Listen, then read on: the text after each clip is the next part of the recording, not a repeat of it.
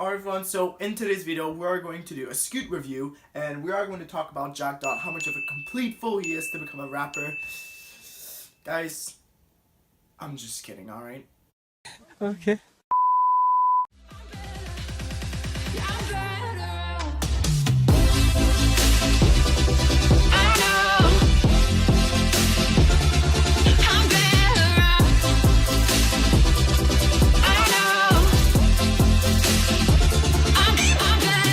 Now, before I do start the video, I'll just like to say, I'm just kidding guys, alright, I have no beef with Scooter Brat or Jack Dot. I completely respect both of them, but actually, in today's video, we're actually going to do something different since outside, when it's super terrible, it's like basically impossible to film.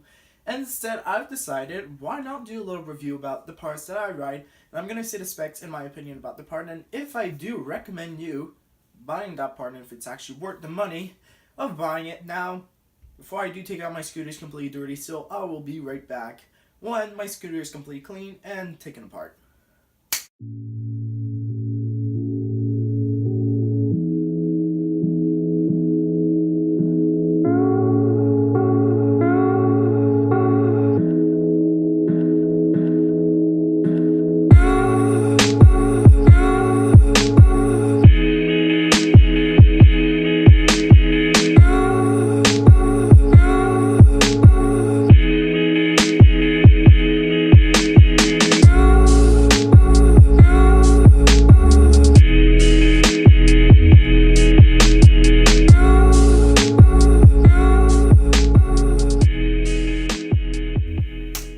Now that we've actually took my scooter apart and it's all cleaned up, how about we start the review right away? So to begin, I'm actually going to start with my beautiful Affinity T-bars. They're the color Heat Finish, and if I'm correct, I'm sure I've cut them by 25 by 22, but the original size were actually 28 by 24, and for these bars, I got them from Urban Action Sport. It was $120 Canadian dollar, alright, so don't confuse yourself with the US dollars. So far I've had these bars and they are freaking majestic. I got absolutely no issue, surprisingly no bent on them, and if I'm correct, they're 1 year old.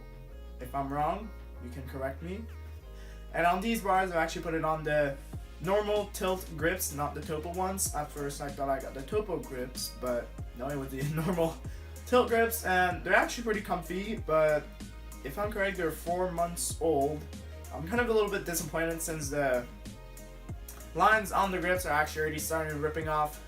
And bar ends, so me personally, I prefer ODI bar ends. They can last like a year, but for tilt bar ends, I guess they're just bar ends, alright? Just, they're bar ends. And these bars are actually SCS, so there's no slit. If you do want to put a slit, do keep in mind that your bars are going to be shorter, since on HIC or IHC, you have to slide your bars onto your scooter. Compared to SCS, you just put it onto the SCS, and then the SCS usually adds in 2 extra inch. So if you're a tall person, stick with SCS, put these bars on. You might have like a 32 inch high. But HIC, if you do cut a slit end, I'm pretty sure you might get like 27 inches or 26 inches of height. But me personally, love these bars. Do I recommend them? Definitely a big thumbs up for those. Now, next.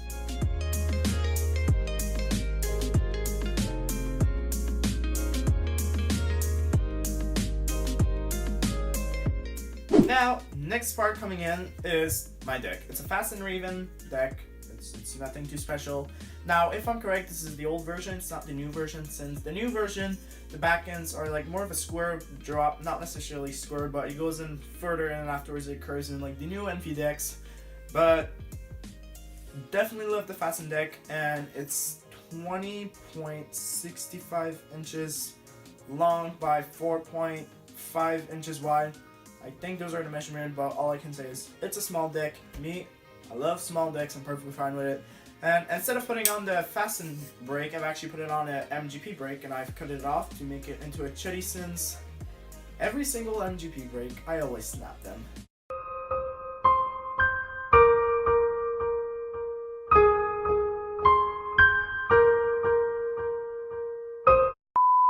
Now, on this deck, I've actually put it on a tilt headset. So far I've got no issues with it, and I got this headset in November, so was it November?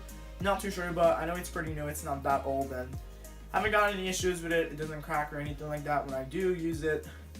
And don't worry, this deck is, you can put an integrated headset. Most recent decks have that. You don't have to worry about putting in those balls and then it's just some messed up things. You can just slap on an integrated headset onto this, and the head tube angle, it tells 83 degrees or 82.5 degrees. Me personally, I've never saw what it does different, so I don't really care.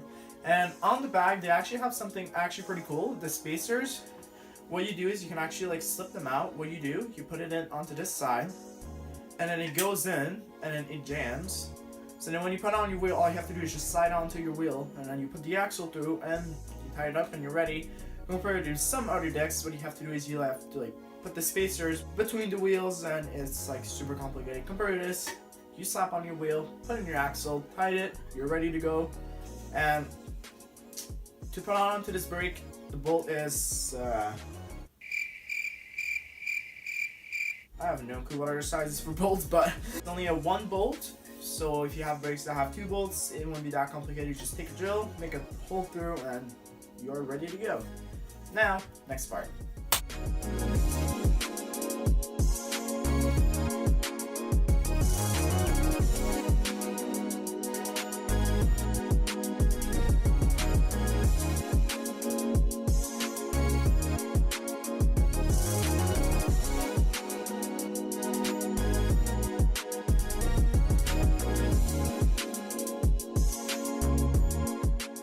Now, let's talk about the Tilt SCS now. This SCS is actually really legendary. If I'm correct, it's 2 years old. I haven't got any issues with it since. The bolts are actually 6mm, I think I am correct, but since it's 6mm, nothing has like, the threads aren't broken or anything. They're not stripped or anything. Every single time I take it off, so easily. Would I recommend this SCS? Definitely. It's not steel, it's aluminum, alright? Most scooter parts are aluminum, and I'm pretty sure all my scooter parts are aluminum, except in my bars. My bars are steel. If they were aluminum, they would probably snap on me after like 6 months. Either way, do I recommend this SCS? Definitely. Perfect quality. It's like well built. There's not some little messed up things you have to put onto the sides or anything of that. Everything is integrated in 6mm bolts. You can ask for anything better.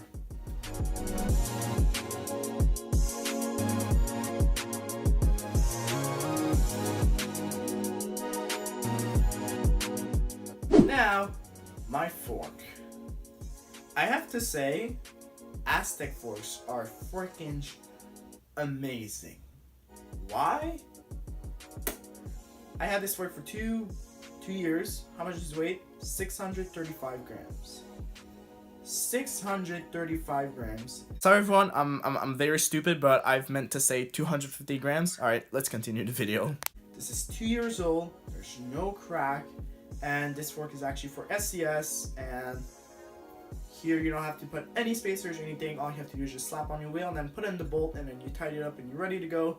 But I'm telling you, this fork is insane. It's crazy lightweight. Like I said, it's 635 grams, and from a post I saw on Instagram, this is actually half the weight of a wood industry fork. And definitely do recommend this fork if you're actually riding SCS. And I don't really have anything else to say about this fork. The only thing I have to say is it is freaking amazing.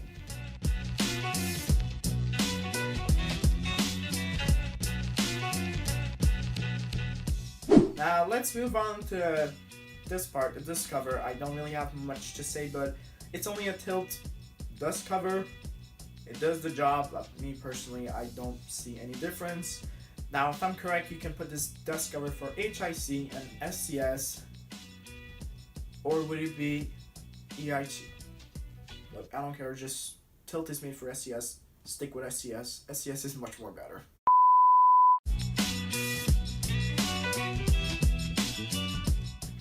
Now, last thing I can actually talk about is my wheels. So I got these wheels for Christmas, and so far they're fine. Only bad thing that I could say about these is the bearings. They've actually broke pretty quick, but me personally, I destroy bearings pretty quickly. So I don't know about you guys out there that do have Rune Industry turbine wheels, and they're 110 millimeters. They're actually pretty lightweight compared to the River wheels and Proto wheels. Would I recommend them? I don't know. There's some down parts and good parts. Good part is they're actually pretty lightweight. So far, there's no crack in the urethane. On the sides, if I pull it, I don't see any big cracks or anything.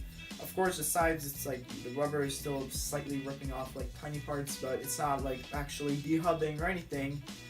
But only down part about it, I would say, is probably the bearings. And for some reason, every Rune Industry I get, the bearings get destroyed so quickly. Do I know why? I don't know. They just break super easily.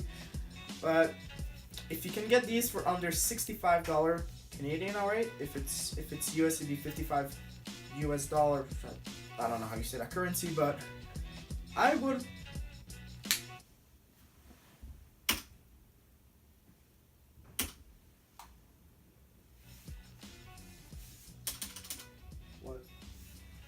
A few moments later. So if you can get these wheels for actually a low price, I definitely do recommend it. But if you are going to pay $110 Canadian, don't get these. I would rather suggest you to get some Proto wheels or the River wheels. Rapid, not glide.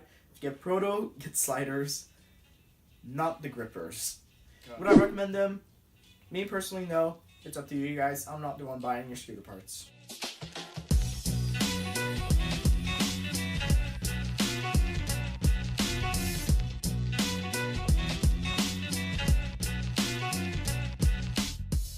Alright, so that is going to wrap up today's video. Sorry if I couldn't go outside and film an actual vlog. I hope you guys did still enjoy this video, reviewing my parts, and I hope you did learn something new and that you guys know what I'm riding. So then you guys can actually stop asking me a 1 million question about what I'm riding. Now, most of these parts are actually really good, and I do recommend you guys getting it if you ever do search into new scooter parts. If you have any questions, hit me up on Instagram, just slide into my DMs. And just ask me the questions you guys do need to ask. But either way, I think that's all I gotta say. Make sure to have a big fat thumbs up on this video, and obviously subscribe to my channel. Come on, let's make it to 1K before 2018 ends. Like, it could be my Christmas present, you know? And do share my channel with your friends. I'm telling you, they are going to love it like freaking candies. Either way, how about I stop talking, and I will see everyone in my next video.